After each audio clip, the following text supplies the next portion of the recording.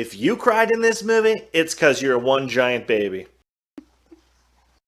Good job, girl. I'm so proud. I'm so proud. You go.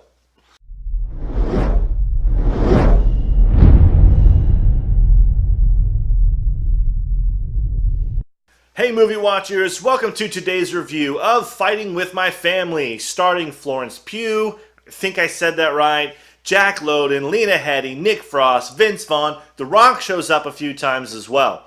Fighting With My Family was directed by Stephen Merchant, who is hilarious. I love that guy. If you're new to this channel, I talk about my likes, my dislikes, and then I'll give you the breakdown. All my reviews have spoilers, so you've been warned. Okay movie watchers, let's review. So the movie started off right away with some proper character development and laying a foundation that you can build on. The Knight family basically owns and operates a low-budget wrestling show because they truly love wrestling. You see this in the story. They are a bit of a wild and crazy family, but they are hilariously abrupt, without shame, and it's so awesome to watch, you can't help but love them. Zach and Saraya Knight get called in to audition for the WWE, but they only take Saraya. Zach does not get through and almost goes off the deep end basically with like anger and jealousy. He even beats the bollocks out of some guys he picks a fight with at a bar. But if I did all my movies like this, do you think that you would like them? Would you watch them? See, I can do a proper English too, but you can also do like a street English where it's like a little bit dirty. You know, like you can't make your T's or your D's out right. It's just dirty, you know? He even beats the crap out of some guys he picks a fight with at a bar. So he's clearly angry, clearly upset. Eventually, he pulls himself together, though. Saraya has a really hard time with her training to become a WWE wrestler. She gets stage fright a few times, and she really struggles with fitting in with the other pretty girls, and almost gives up completely. Instead, she doubles down on herself and pushes herself even harder until she finally makes it. She then gets an opportunity to prove herself, but almost chokes one last time, but then shows off her great amazing wrestling skills and walks away a Diva Champion! Yeah! The first thing that I noticed that I liked about the movie was the humor. It's pretty funny all the way through. No worries there. The Knight family was so rash and honest, I freaking loved them. I love how they would say something rude in front of guests and then like apologize and change what they said, but they'd say something that's not any less rude. It's just as rude as it was the first time you said it. If it was fate, would I have broken half the bones in my body? His left leg bends both ways. Well, that's nothing. You should see his cock. Mum. Sorry. Penis. You should see his penis. Like number 2, this movie is not about wrestling. The movie is about chasing your dreams and overcoming adversity and finding out who you are along the way. I call this a Rocky story. When I was watching movies as a kid, it was the Rocky movies that taught me this concept. And as a kid, for the first time, I realized that the Rocky movies aren't really about boxing.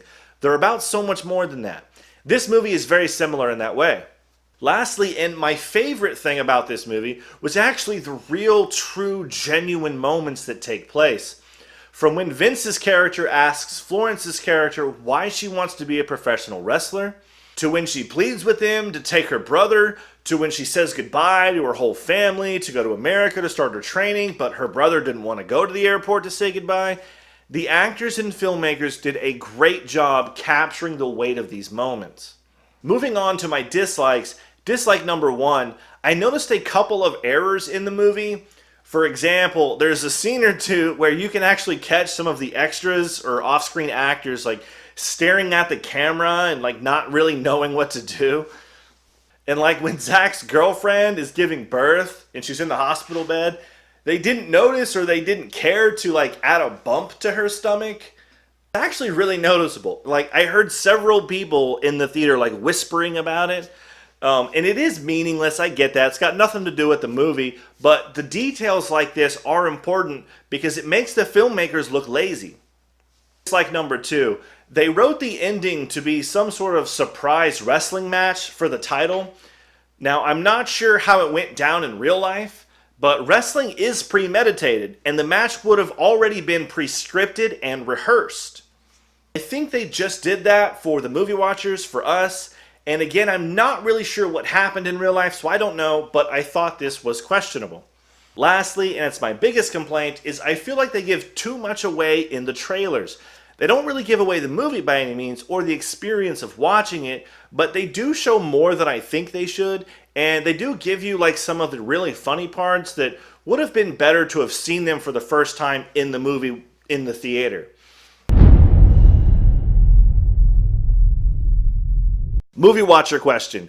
Were you fans of wrestling when you were a kid? My brothers and I, we were really into it. I had video games. I had a Hulk Hogan wrestling dome. I even used to practice power bombing my little brother, like on our beds. It was good times.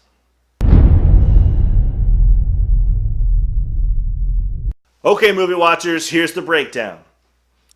I'm giving the writing an 8 out of 10. Now, it is a true story, so it's an easy plan to follow, but I think they did pretty well. And the only dislike I have is the pretend ending that wasn't staged or something. I'm giving the acting an 8 out of 10. Everyone does really well here, especially Florence and Jack. I loved both of their performances. There were just some problems with like off-screen stuff. The cinematography, a 5 out of 10. They let most of the actors do the work, which is fine, but many scenes could have been a lot better, and I think it would have paid off pretty well if they like added some more slow motion scenes or some really cool angles or something that really could have taken the cinematography to a different level. Giving the directing a 7 out of 10, there were a couple of things that were either missed or ignored or whatever, but I think overall he did a pretty good job. Fighting with My Family gets a 7 out of 10 from me, and I thought it was a pretty good movie. I would say go watch it. Overall,